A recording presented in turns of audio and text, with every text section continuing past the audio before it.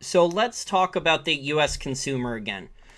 Consumer spending, for those of you who are not familiar, consumer spending here in the United States makes up between 2/3 and 70%, depending upon the different estimates of the US's GDP. So it's very important. Another large chunk is government spending. And in terms of the consumer, there was a story that came out in the last few days on August 28th, a Wednesday, but Danielle DiMartino Booth put it out on her Twitter yesterday, and I think it's very important.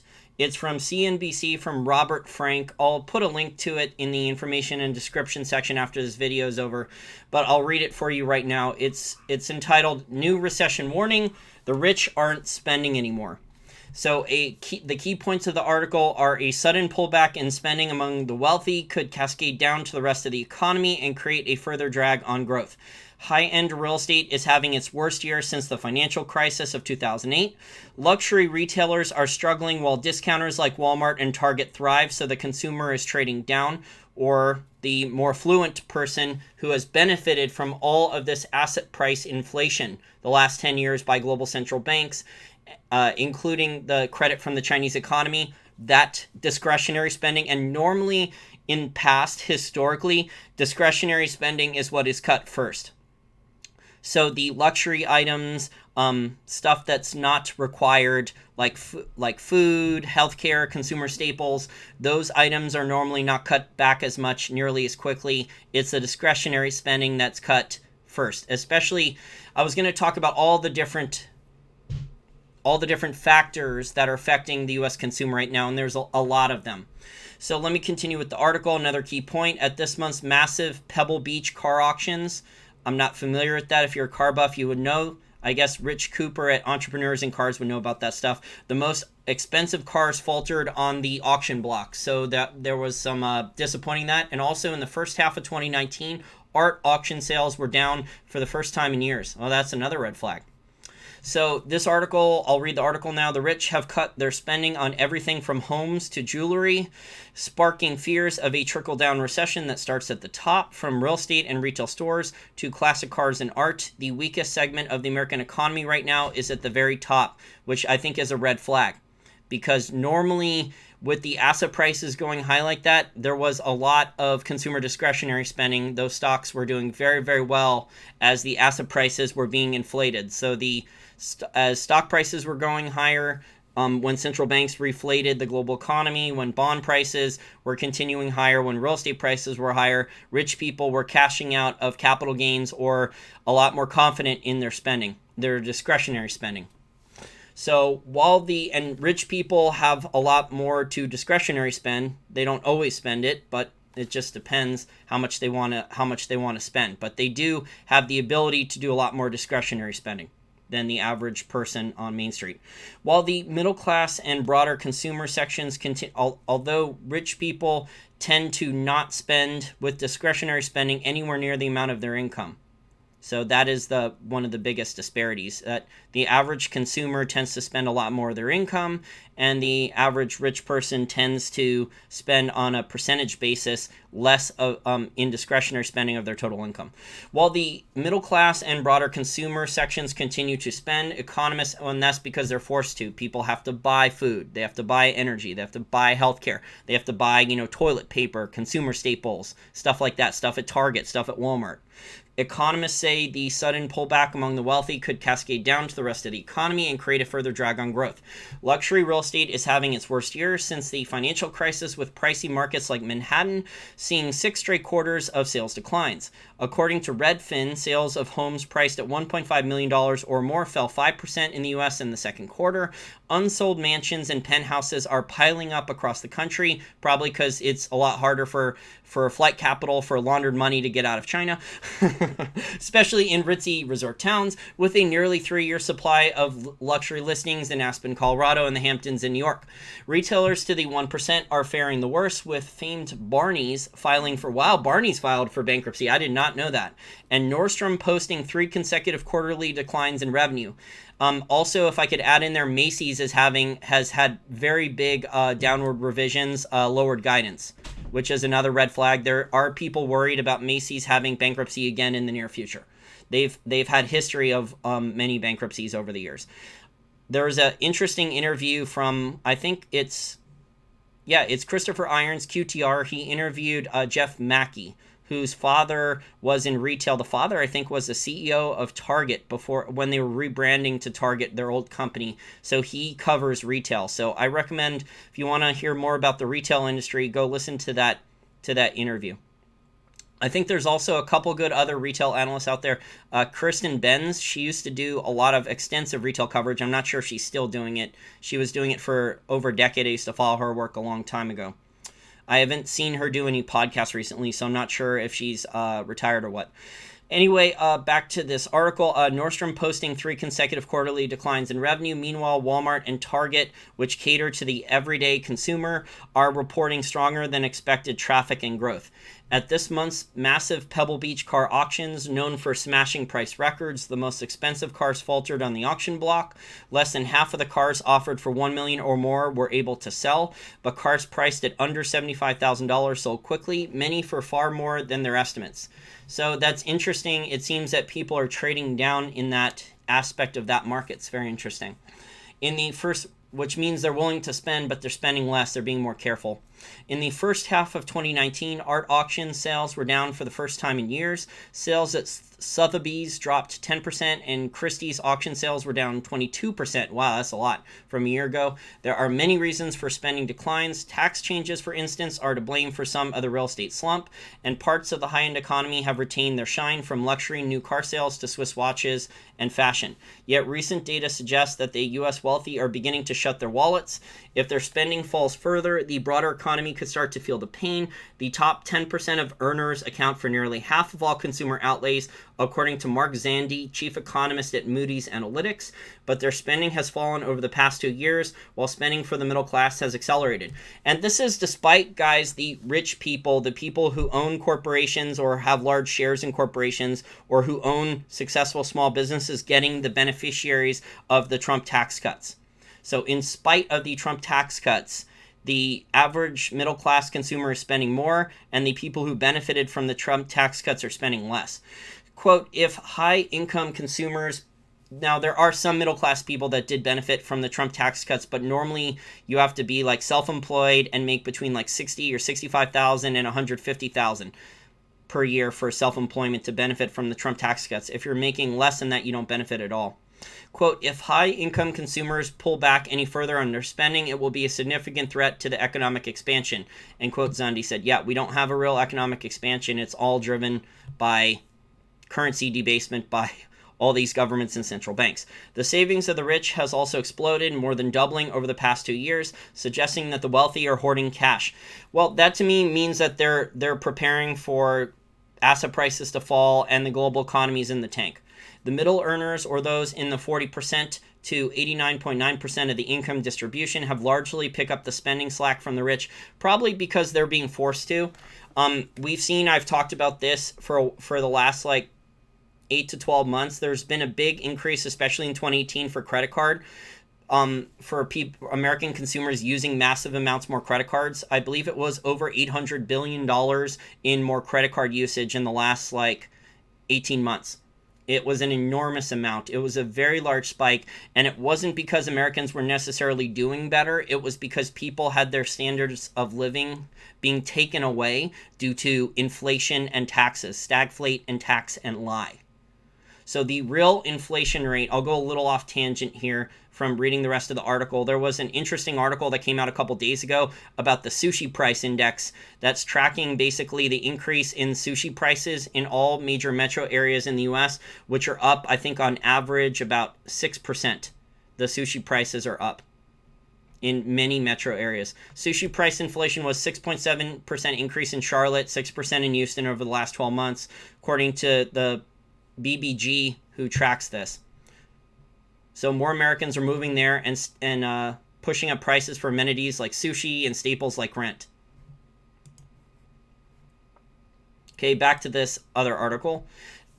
So there are two main reasons for the wealth slump: volatile markets and slowing global growth. So the rich people are more aware of this, probably because they pay more attention. A lot of rich people tend to either have the advisors or they pay for newsletters or they actually do the reading. They're actually paying attention to business papers and business television, and they're paying attention to the slumps. The earnings are bad for a lot of retailers. Now, not all retailers. There are some that are bucking the trend, like Lululemon. I was looking at Lululemon shares, and Lululemon is only down about 2.78% today, and its shares look fine. And that is one of the premium quality retail companies right now. It's growing like crazy. They have insane margins. They have tons of women there. I think even some men who are willing to pay just an exorbitant sum of money for very tight-fitting yoga pants or stretchy pants and other not modest clothing. So Lululemon, if Lululemon starts to crash, guys, that would be a big warning signal. Lululemon shares, that's LULU, you can watch that. There was shares of this other company, and this is a really popular cosmetics company for millennial women. I don't know how millennial women can afford these cosmetics. Maybe they have sugar daddies, or their parents are paying for it, because these cosmetics are very expensive from what I've heard. It's called Ulta Beauty, ULTA Beauty. That is symbol ULTA. So umbrella, lollipop, Tom, Atom. And those shares, guys, have crashed. That stock price, that was one of the darlings. Those shares were at $357 per share on July 15th, and it's down to $234.95 when we're doing this podcast on Tuesday, September 3rd, 2019. So it's had a very big crash. And that is normally in the past, like, cosmetics companies are considered fairly recession proof, that women would still spend on those. But this is very high. Ulta Beauty, the stuff there is marked up a lot, very high margin stuff. It's very high priced. Normally, people don't leave the store if they buy stuff from there without spending over $80. I think their average check size was over $80. And I've heard stories of higher than that. So like the Sephoras, the Ulta Beauties, I think Blue Mercury is another high-end one. So if those stores are starting to have some big problems, it just shows then that either the sugar daddies don't want to pay, or the parents don't want to pay for the more expensive cosmetics. So there's a lot of signs that the consumer is not doing as well. Now, shares, like I said, like Lululemon and Amazon, there are some with the consumer. The consumer is switching to more online, but that is also hurting the real economy, because a lot of jobs in the United States are not high-paying jobs, and they're bricks and mortar retail jobs. And as more and more people switch to online selling, to online e-commerce to buy things online, that means that a lot more bricks and mortars businesses will start closing stores and or going bankrupt. And we're already seeing that. There was an article from April 17th of 2019 from Business Insider that the retail apocalypse has claimed, at that time it was 6,000 stores in the US in 2019 so far. So I believe it's more than 8,000 stores, because Lowe's has been closing a lot of stores too. And more, that number, that 6,000 number, is more than the number that shut down in all of 2018. And there's also a ton of empty malls. So there's a lot of malls and strip malls all over the United States that have, just retailers that are poorly run, that could not run their businesses properly, a lot of inefficiency and waste in chains. And I think that will continue. But that means the jobs numbers, okay, so you're not hearing a lot of people talk about this, but the majority of jobs, guys, that were created since Trump, well, actually even before Trump, it was under Obama too, but a lot of those jobs supposedly that were created were restaurants and retail, and there was some pay bumps in some of those jobs for retail. There was some increases in retail, like a 4% increase in retail. So when you add it all up, the consumer is dealing with a lot of different factors. The consumer, if they were working in retail, they're risking losing their job to online sales, to e-commerce. They're getting killed with stagflation and taxes that are being layered on, especially if you live in a state like California where a lot more taxes are being layered on. And all that means that there's less money available for discretionary income each month. That means whatever your paycheck is, minus your cost of living. That would be either your savings or the minus your everyday living expenses to keep a roof over your head, food, gasoline money, healthcare, etc. And whatever's left over is either the amount of money left for either savings to put into a savings account for a rainy day, or to consume extra with discretionary spending. So that would basically be the amount there between your necessities and your paycheck would be your free cash flow. And I would say the US consumer just does not have free cash flow. Now, people have asked about this, like, I don't have money to buy gold and silver. The first thing you should do, and I'm not telling you not to buy gold and silver, this is not financial advice, but the first thing almost everyone should do, myself included, is if you don't have money to buy enough gold and silver, you don't have money to do that, you need to find a way to make more money. It's real simple. The gold and silver community doesn't want to talk about this. They want to sell you more gold and silver only. Gold and silver is not the solution to everything. If you're not making enough money and your standard of living is collapsing, gold and silver is not going to solve all your problems. Yes, gold and silver is important. Yes, it's important to protect your savings. It's insurance. It's portfolio insurance. It's purchasing power insurance. It's for savings and wealth preservation and insurance to buy physical gold and silver. But if you don't have enough income coming in, if you're being destroyed with stagflation and taxes, you need to figure out ways to increase your income. I found a book for you guys to take a look at. It's available on Audible audiobook. And I haven't read it yet, but it has a lot of good reviews. It has all 5-star reviews from 75 customers on Amazon. It is by the author of The $100 Startup and The Side Hustle from Idea to Income in 27 Days. His name is Chris Guillebeau, Guillebeau.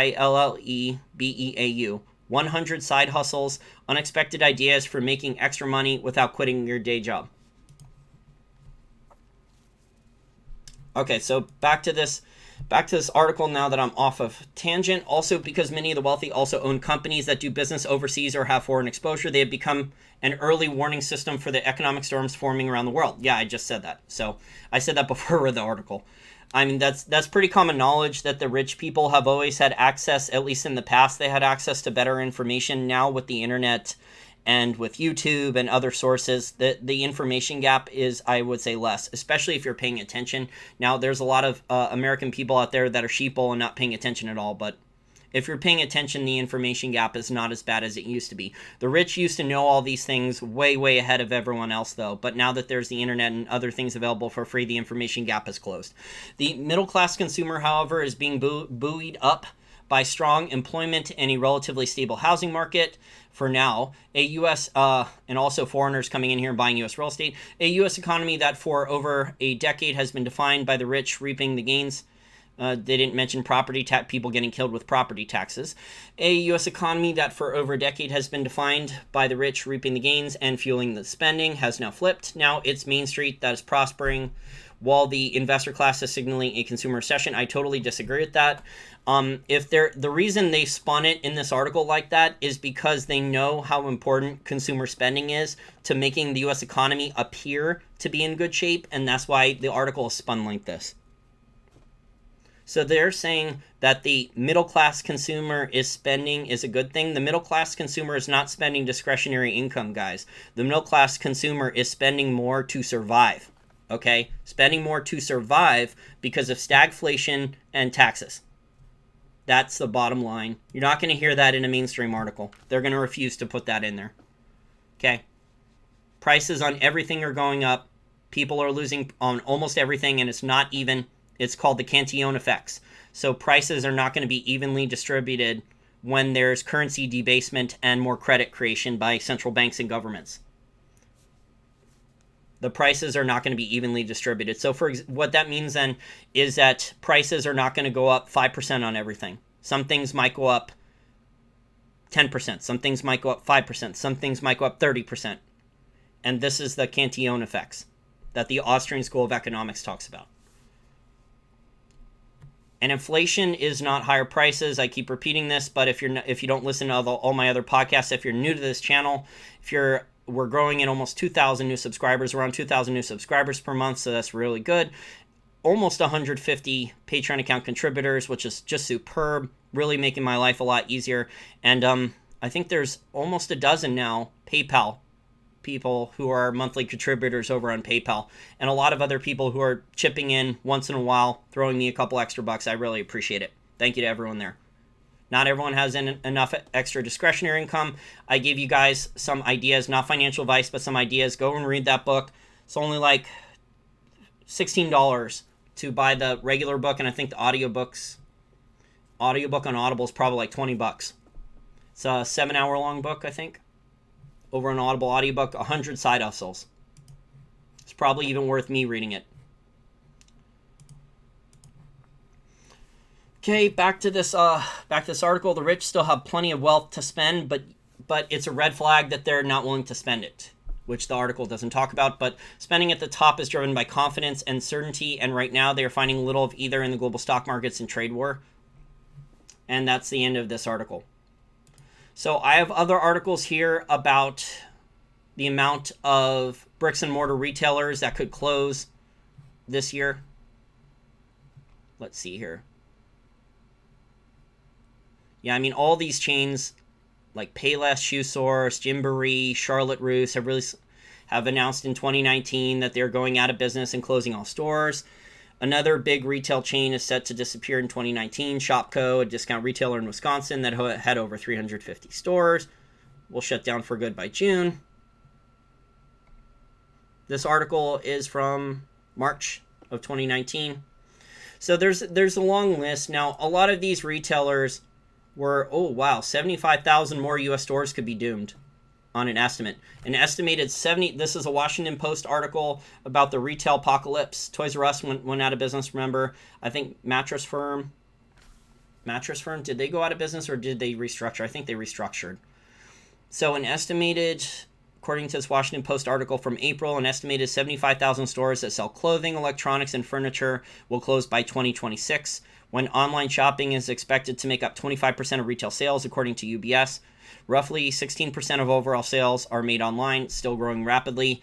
Analysts said the closures would affect a broad variety of retailers, affecting an estimated 21,000 apparel stores, 10,000 consumer electronics stores, and 8,000 home furnishing stores. And a lot of people, this is why everyone's going to have to hustle, everyone's going to have to be entrepreneurial to try to survive and try to maintain their standard of living or increase their standard of living. Because if you're a retail employee, they're looking for ways to either replace you with a robot or a touchscreen or automated, or move to online sales, because it's just cheaper for a business to do online sales than bricks and mortar. Amazon has also been buying up a lot of malls. I saw an article about that a couple months ago.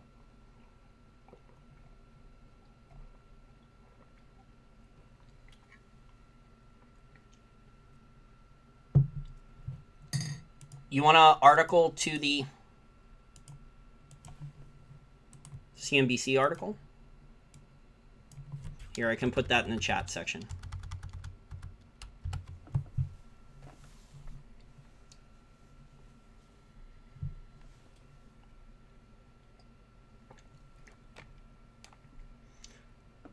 Universal basic income for everyone. I think this is what the elites are talking about and why they're worried, because people will start to revolt if they can't maintain their standard of living. But I don't want a government solution. I don't want a handout.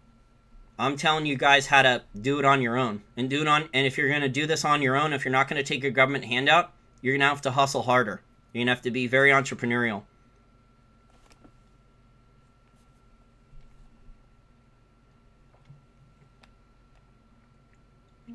The U.S. can't afford a universal basic income. That would add an extra $3 trillion.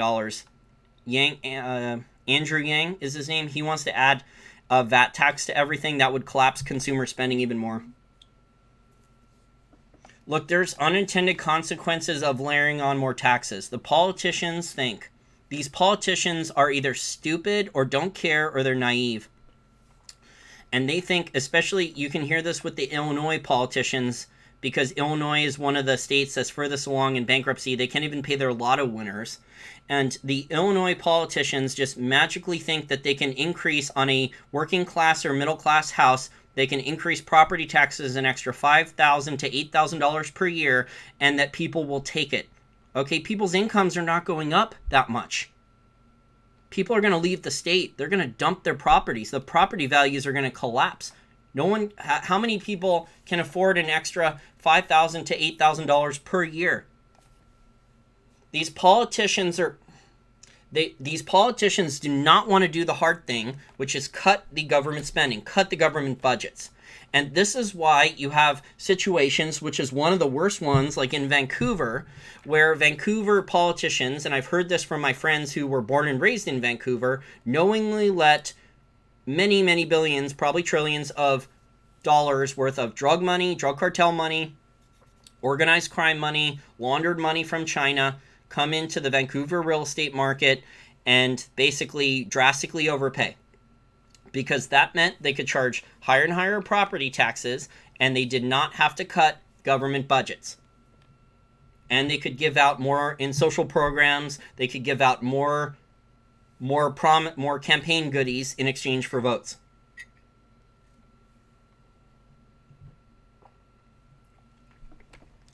Oh, I've heard. JRL Innovations, I should see property taxes in Chicago. They have skyrocketed, which has killed luxury real estate. People want out. Yeah, I've heard.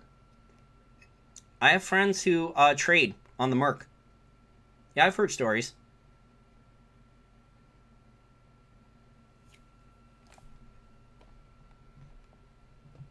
So, U.S. consumer. It's very important for the U.S. GDP to make it appear that the U.S. is not officially in a recession yet. Although we know that in the reality of the situation here. And I read you the spin that the mainstream media is saying that now the Main Street consumer is doing well. It's not true. The Main Street consumer is spending more because the prices on everything have gone up and people have to spend more for less in value in goods. They're getting less purchasing power.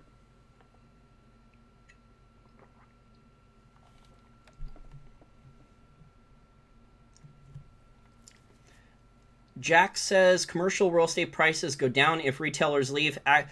Jack, that's how the market should work, but it's not how the market is working. So I could give you examples. My best friend is a successful real estate agent here in this area. He does residential, but his jobs before he used to work in real estate and became a successful real estate agent were in the restaurant industry. And a lot of the restaurants here in the DC metro area, guys, they are getting their rents raised and they're going out of business like crazy. So yes, commercial real estate, the prices should go down on those, but that's not what's happening. In fact, the building owners are actually raising the rents, and that's why you're having so many restaurants and retail here in the DC metro area go out of business. If you come here to the DC metro area, walk around when it's warm out, walk around like the Georgetown area, and there's a lot of shops there that used to be open that have gone out of business. And that's because the rents were raised. There's restaurants going out of business in the Clarendon neighborhood, which is drastically overpriced. It's been rebuilt over the last like 15 or 20 years. Clarendon used to be a very poor, dangerous, crime-ridden area, and it's been gentrified like Brooklyn has. And all these like one-floor strip malls and old buildings have all been knocked down, and they're building like these... There's on the first two floors, there's restaurants and retail, high-end stuff.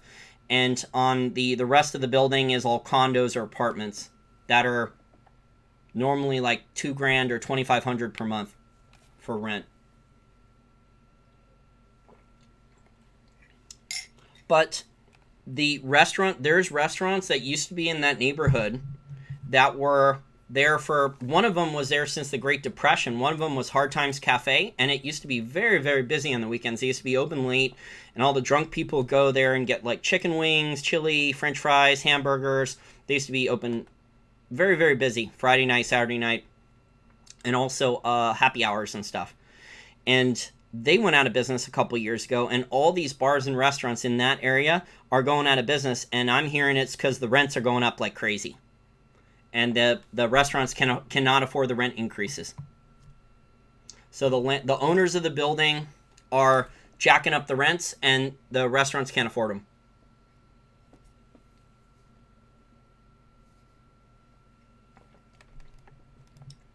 Yeah, it's counterintuitive. Carlos says lots of mom and pop stores having to close here in Los Angeles. They're in Los Angeles due to raising rents in commercial real estate. It's counterintuitive. You would think with empty spaces for retail and restaurants, that they would lower the prices to get the spaces leased out with tenants, but that's not what's happening.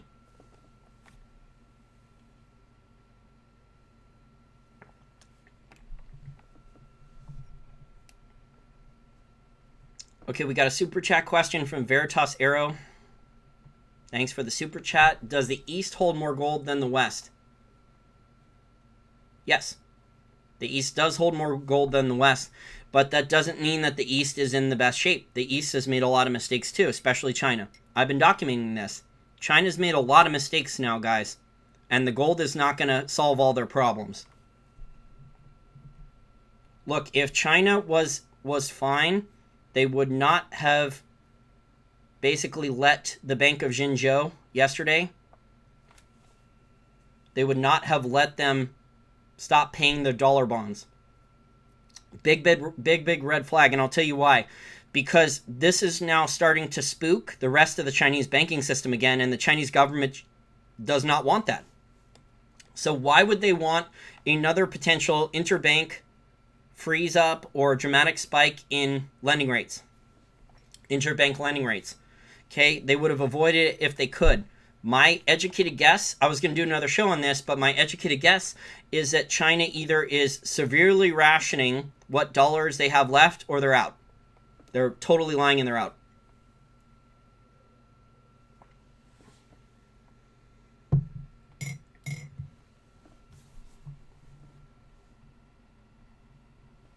Okay, let me look at more listener questions and comments. I have other articles here about the retail apocalypse. There's been a lot of store closures. I don't want to go through all of them. There's been a lot. But the U.S. consumer is dealing with a bunch of factors here. And the best way for you guys to protect yourself, yes, you can buy physical gold and silver to protect your savings for insurance and wealth preservation, and that's probably a good thing. But normally a lot of people first, I hear this from literally everyone, except for my hedge fund manager contacts and people who own their own business. But almost everyone else needs to figure out how to grow their income first. And that means you're going to have to be entrepreneurial. You're going to have a side hustle.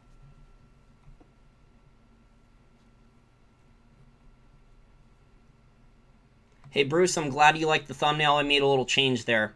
The initial economic cartoon said billion, and I changed it to trillion, because a billion ain't going to do nothing now. Remember when George W. Bush, this was like a little more than 10 years ago? It was maybe 2007, I think, or 2008. It was right before Obama won, and George W. Bush was sending out like the stimulus checks. Wasn't it like $400? And everyone thought, oh my God, why is he doing this? And now like we're on a whole nother level. It's like another order of magnitude.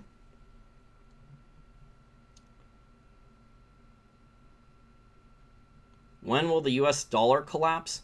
When will all currencies collapse? The euro could collapse before the dollar. In fact, it's far more likely it could collapse before the dollar. The Chinese RMB now is in a bad position, and emerging market currencies are a total disaster.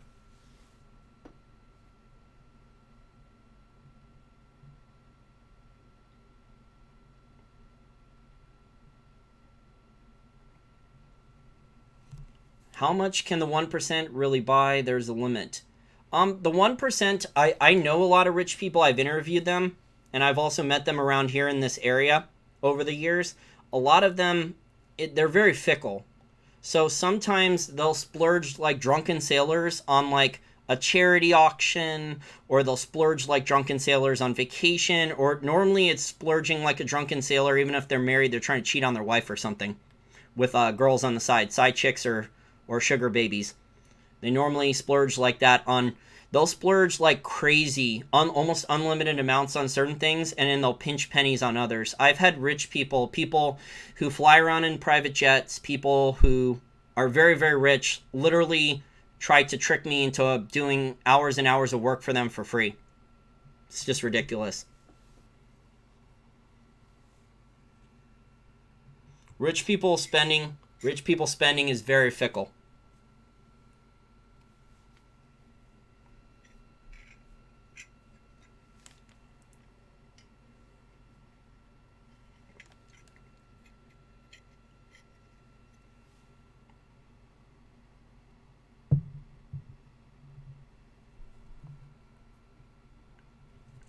What's my opinion on the BRICS nations ditching the US dollar in favor for gold? The BRICS nations can attempt to accumulate gold, but they may default on their dollar-denominated debt and they may collapse. I've talked about this a lot. I did an entire show on this on net capital outflows out of emerging markets a few weeks ago. Go back and watch that show. There's a lot of factors that are very, very bad for emerging markets and why emerging markets may collapse first. We have the dollar index now, guys. Let me pull this up here in my Yahoo Finance. We have the dollar index at 99. I haven't looked at the trade-weighted dollar index since last week, but the trade-weighted dollar index was over 130. The dollar index at 99. It's closed above 98 now, so this is a red flag. And the trade-weighted dollar index at an all-time high. Big, big problems for emerging markets with too much dollar-denominated debt. The emerging markets went absolutely crazy with the amount of dollar-denominated debt in 2010 and 11, starting then. The amount of dollar-denominated debt outstanding by emerging markets, I talked about this from the Bank of International Settlements, it's about doubled in the last 8 years.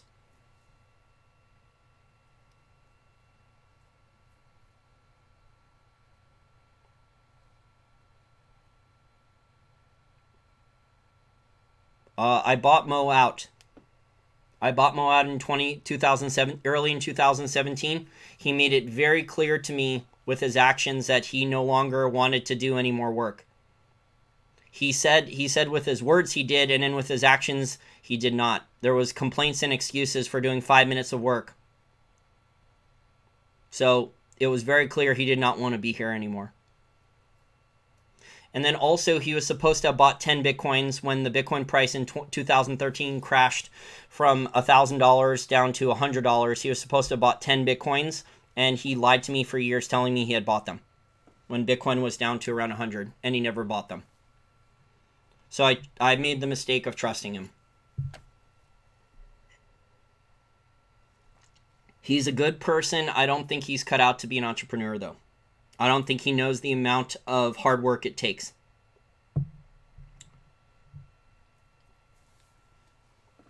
Well, if he bought them, he stole them and put them in his account, and he's living rich then. If he bought them, he lied to me because when I had to pay him, I had to write him a $2,000 check to leave the business. He would not leave. He would not sign any of the documents to leave. So I had to pay him to go away.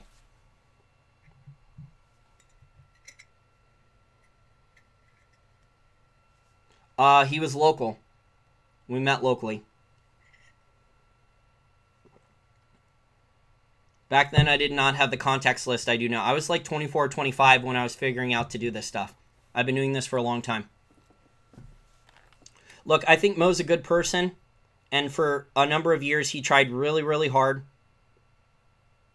But the amount of work required to make something like this podcast a success and to raise capital to raise capital with investors to build an educational technology company, it was too difficult for him.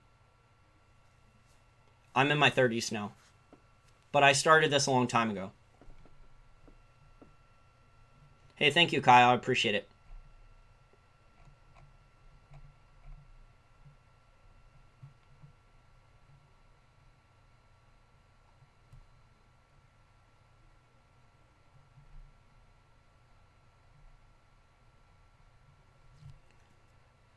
Koises, you don't know what a sugar baby is? Do you not know what a sugar baby is? Maybe you should go to Urban Dictionary and take a look. I don't want to turn this into a red pill dating channel.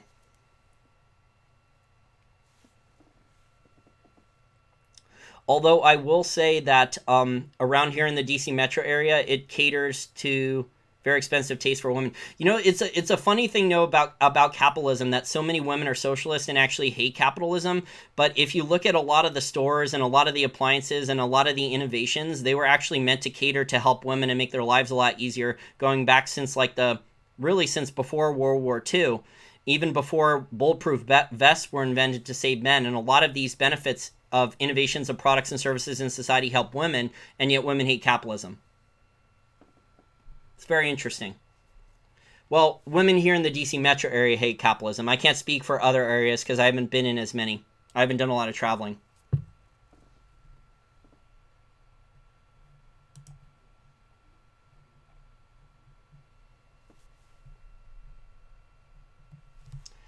JRL Innovation says single women like socialism. Married women are conservative. Yes, this is a good insight. There's a higher percentage of married women who are conservative because they want their partner, their paycheck to go further, to not be taxed as much.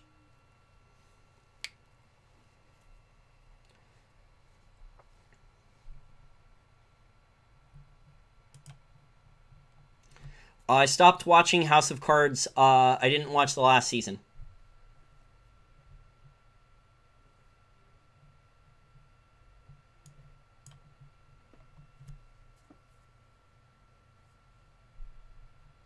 There's a lot of businesses now that cater to women. Tons and tons of them. They're everywhere, in every strip mall, every shopping center.